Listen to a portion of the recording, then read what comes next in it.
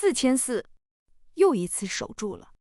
上周五，黄金收在4437.3，微涨0.38，白银悄悄站上65，一整周涨了2块半还多。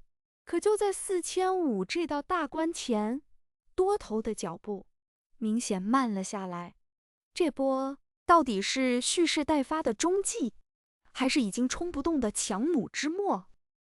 大家好，欢迎来到点金日记，我是您的贵金属向导小金。今天是2026年8月17号，星期一。我们一起回顾上周五那根收盘 K 线，再顺带看看周末休市之后，今天早晨期货重新开盘的第一口气。老规矩，先郑重提醒一句，小金在节目里说的所有内容，都只是我个人的观察和看法，不构成任何投资、交易或者理财建议。市场有风险，您的每一个决定都请自己独立判断，独立负责。在深入之前，先用30秒给你今天的3个核心要点。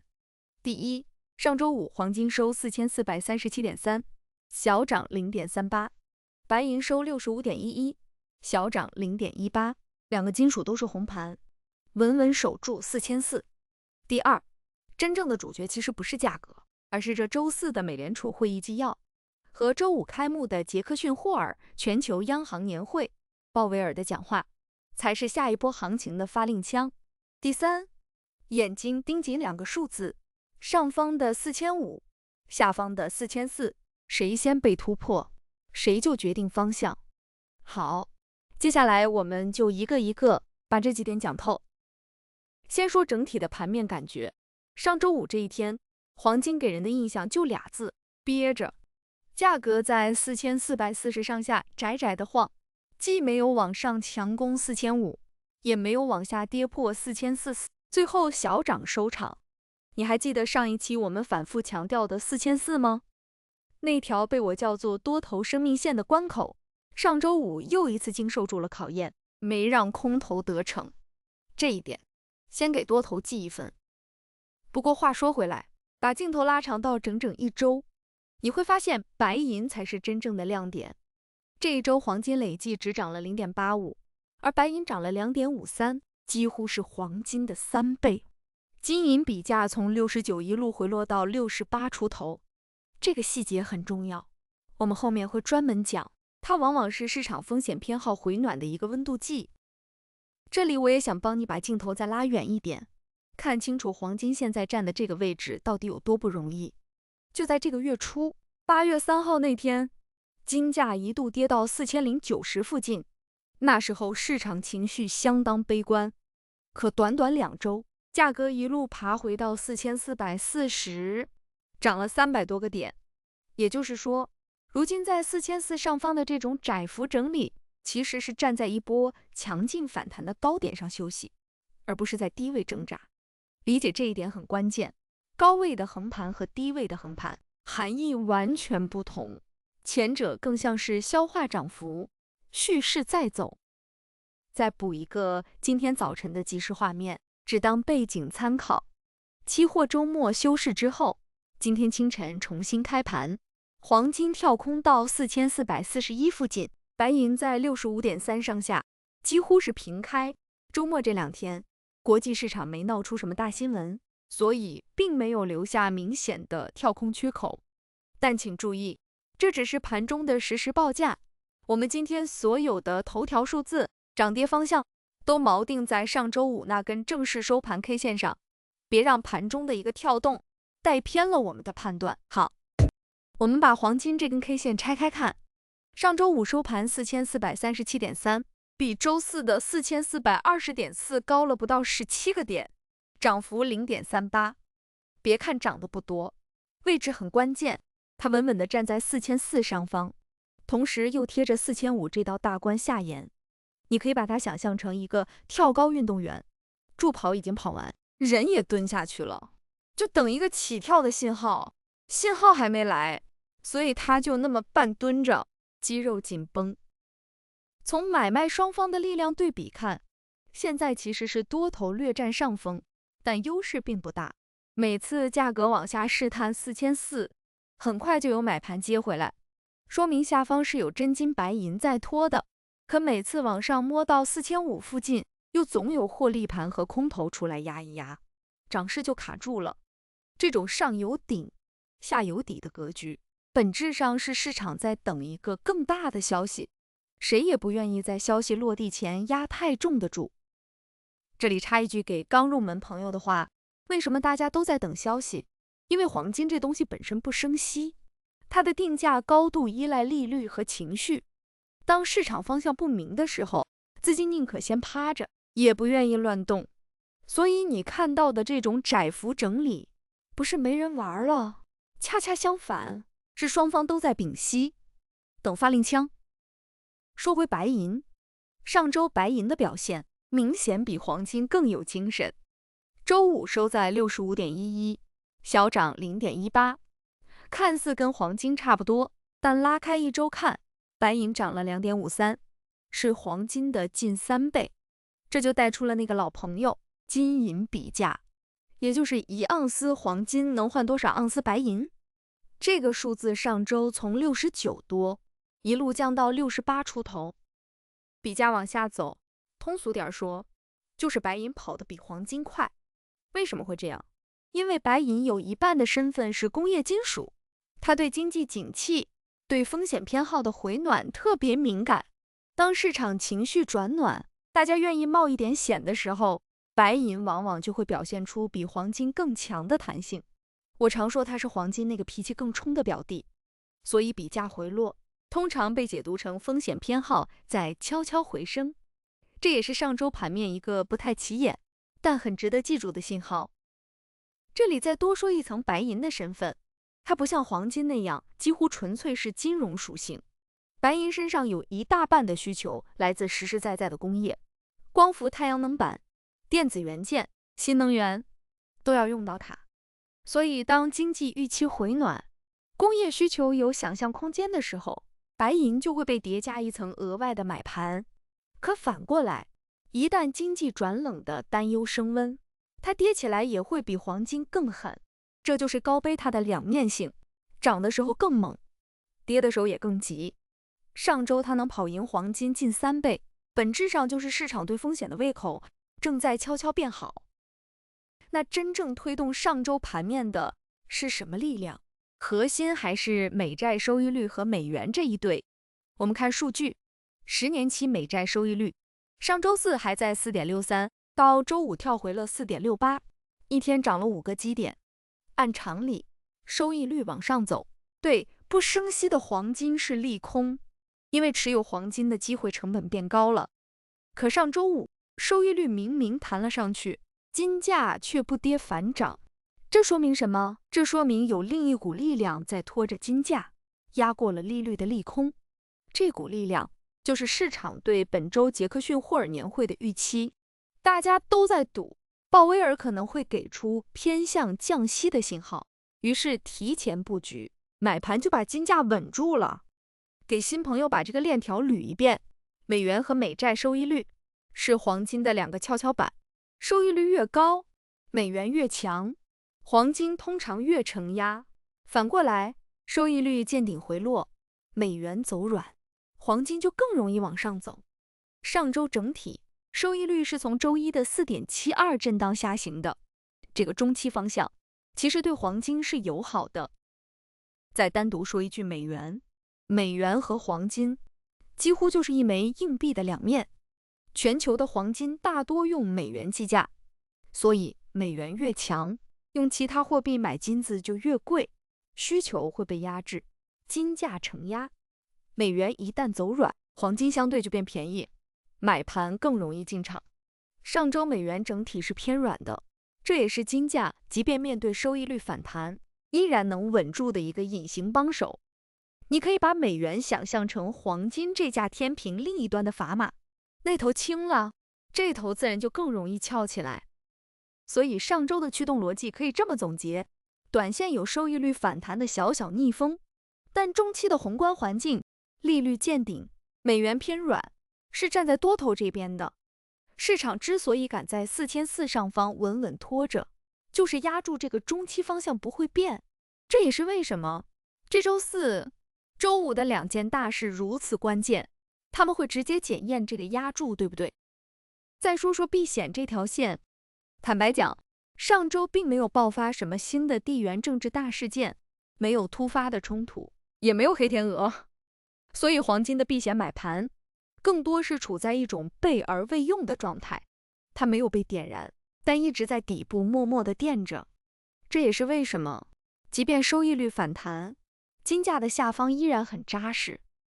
而在这条避险线的更深处，还有一股长期的结构性力量，就是各国央行的持续购金。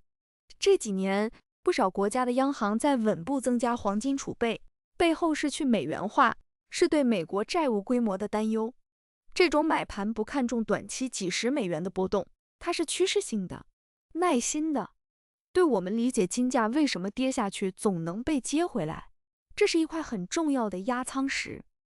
接着是这周的重头戏，美联储真正决定黄金中期方向的，从来不是某一天的价格，而是利率这条大河的流向。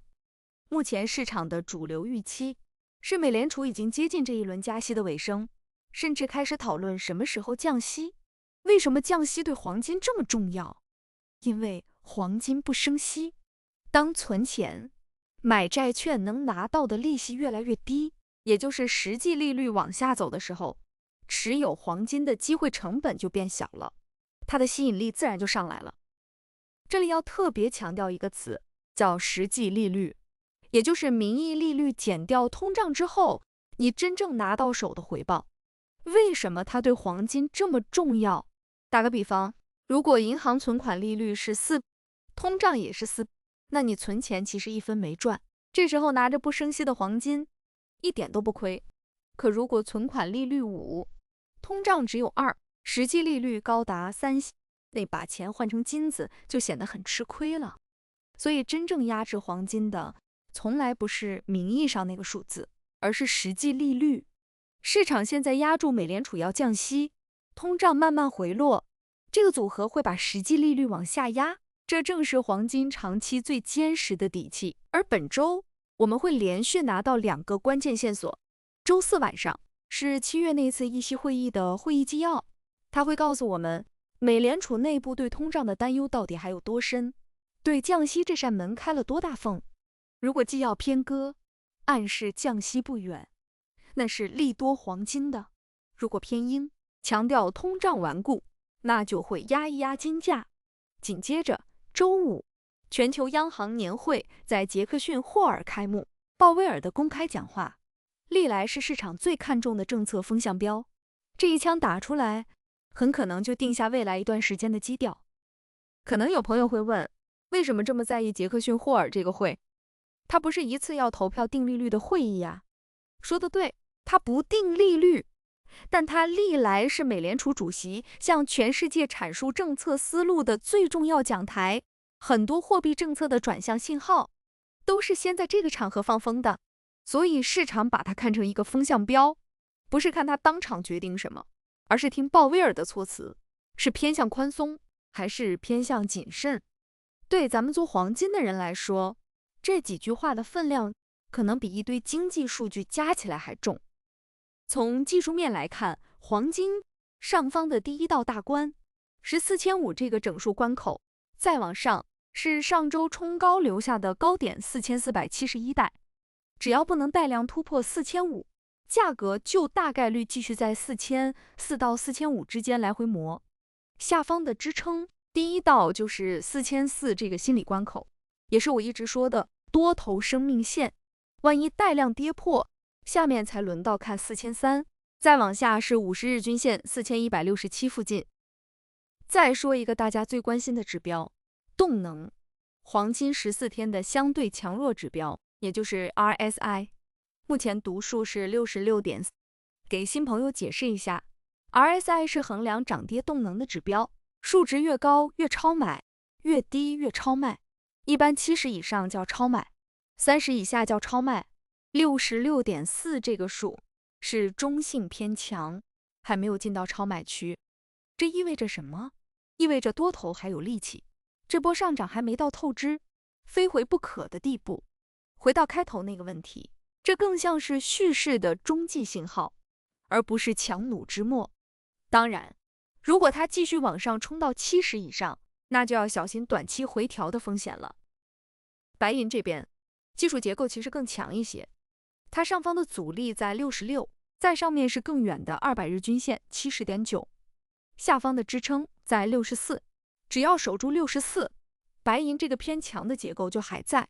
白银的 RSI 是 61.8， 比黄金还低一点，同样处在中性区，完全没有超卖。这跟我们前面讲的比价回落是相互印证的。白银涨得比黄金快，但动能还没打满，说明它这口气还没喘完，短期依然值得多留一份关注。不过，越是这种憋着劲等消息的时候，我越要提醒大家一句：风险。本周的2件大事，会议纪要和鲍威尔讲话，都属于典型的高波动事件，结果可能往任何一个方向剧烈摆动。尤其要警惕大整数关口前的假突破，4500这种关口，盘中很容易先往上刺一下，把追高的人骗进去，再猛的回落套人。白银这种高贝塔品种尤其爱玩这一手，所以越是临近变盘，越要保持冷静，仓位上更要谨慎，别把子弹一次打光，给自己留出应对意外的余地。我知道，看着价格憋在关口下面，很多人心里痒痒，总想提前赌一个方向，但请记住，市场从不奖励那些抢跑的人，它只奖励那些等到信号、控制好风险的人。与其在鲍威尔开口前压上重注，不如把该看的位置、该守的纪律先想清楚。真正的机会从来不缺你反应的那几分钟，而一次失控的追高，却可能让你好几周都缓不过来。稳住，比什么都重要。好，我们来做今天的关注与后市展望，分短线和长线2块来看。先说短线怎么看，本周的日历很密。周三有美国的新屋开工和营建许可，周四晚是7月会议纪要，周五是重头戏，杰克逊霍尔年会开幕，鲍威尔讲话。同一天还有标普全球 PMI 初值、初请失业金和成屋销售。位置上向上看，如果鲍威尔讲话偏鸽，金价带量站上4500，那么通往前高4470乃至200日均线4589的空间就打开了，这是上行剧本。向下看，如果讲话意外偏鹰，金价带量跌破4400，那就要先看4300，再看50日均线4167，这是下行剧本。再说长线怎么看，把时间拉长到几个月的维度，黄金的大逻辑我依然偏多，各国央行还在持续购金，去美元化的趋势没有变，美国的债务问题摆在那里，而实际利率大概率是往下走的。这几股力量是支撑金价长期重心不断上移的根基，所以你会看到一个有意思的组合，短线可能因为一场讲话而剧烈摇摆，甚至偏空震荡，但长线的方向，我认为依然是向上的。